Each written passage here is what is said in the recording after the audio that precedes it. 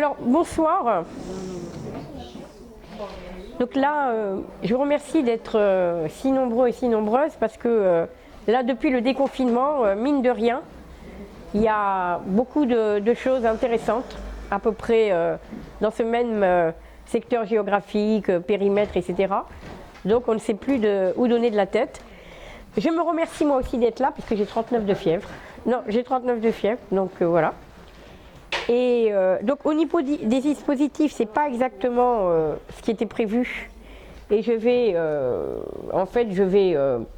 renouer avec mes conférences, mes discussions, mes causeries solitaires. Bon. Et vous allez me dire si c'est quelque chose qui vous intéresse ou pas. Est-ce que tu peux m'apporter le livre, s'il te plaît, qui est dégueulasse, là? Le livre qui est dans mon sac noir et rouge, qui est un peu crasseux, quoi. Ouais, à l'intérieur, il y a un livre un peu crasseux.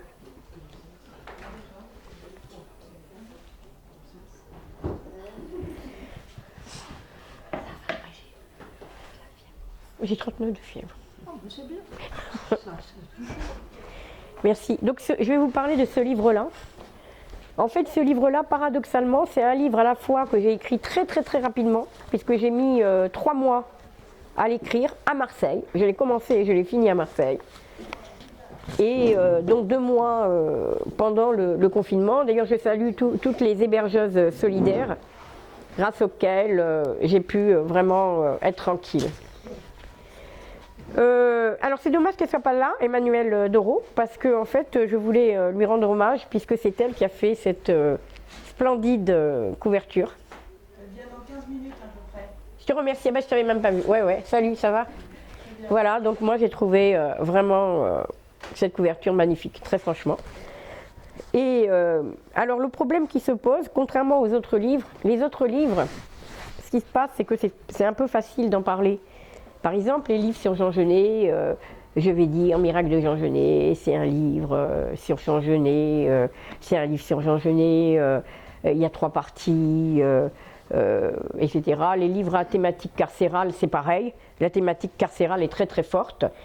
Mais là, pour tout vous dire, encore jusqu'à hier, je n'ai pas réussi à exprimer qu'est-ce que raconte ce livre. Alors je suis heureuse puisqu'il y a pas mal de personnes ici qui l'ont déjà lu, ce qui est un peu différent des autres rencontres qui ont eu lieu pour mes précédents livres. Et donc là, on va pouvoir parler de quelque chose qu'on a lu, quoi. Dans quelles circonstances j'ai écrit ce livre? J'ai écrit ce livre, je vous l'ai dit, à Marseille. Et j'ai écrit ce livre...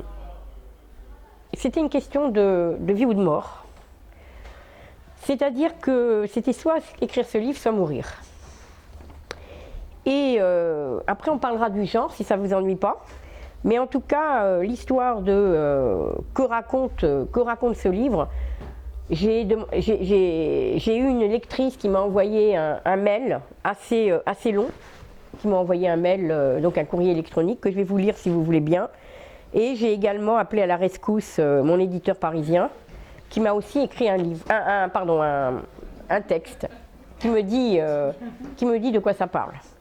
Donc là, quand vous retournez le livre, c'est indiqué Brigitte Brun, ce texte inclassable aux allures de minutes d'un délibéré judiciaire et au style limpide, cru et poétique, est un édifiant et violent réquisitoire moral à l'encontre d'une femme médecin hors norme qui a dérogé à ses devoirs déontologiques en s'étant au charme d'un de ses patients, l'abominable mal absolu ce bouffon. C'est aussi un magnifique et poignant chant d'amour que lui adresse la narratrice.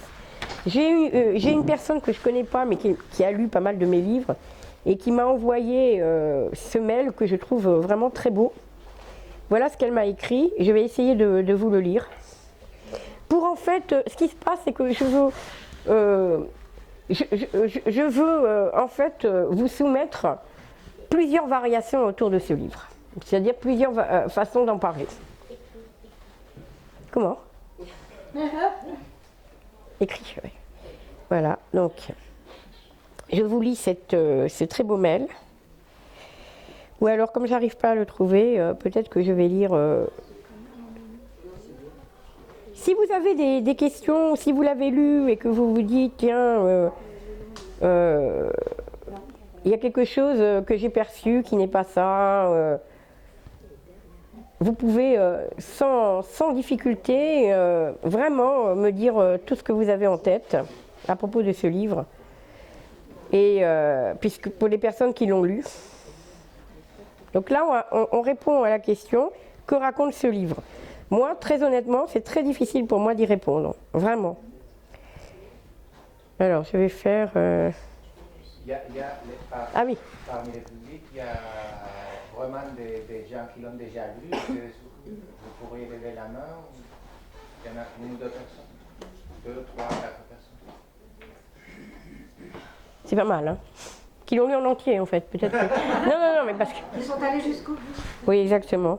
Je sais que François, tu l'as lu, mais t'as pas aimé tellement... Le personnage principal, qui est en fait pas le personnage principal, puisque la narratrice n'est pas un personnage principal. Hein. La narratrice, hein, on va en parler avec qu'est-ce que c'est qu'un genre, etc. Et qu'est-ce que c'est qu'une narratrice, un peu tout à l'heure. Donc, si ça ne vous dérange pas, je vais vous lire donc un petit... Toi-même, tu l'as lu, ainsi que Soraya, hein? Oui. Moi, oui. Et alors? Oui. Bon, on verra ça tout à l'heure. Si tu veux, je te pose la question pour comment ça, cette espèce de structure ou de construction à partir des lettres. Oui, voilà. Les livres commencent avec des lettres, je pense, qui ont été adressées, mais après, je ne sais pas si... Non, c'est le contraire, c'est moi qui... Ouais. En fait, c'est pas du tout, c'est tout sauf une correspondance épistolaire. C'est tout sauf ça. Alors, c'est un livre effectivement inclassable, donc c'est une femme que je n'ai jamais vue, que je ne connais pas. C'est un livre effectivement inclassable entre récits, épisodes autobiographiques, voire essais, sans oublier un petit côté presque polar.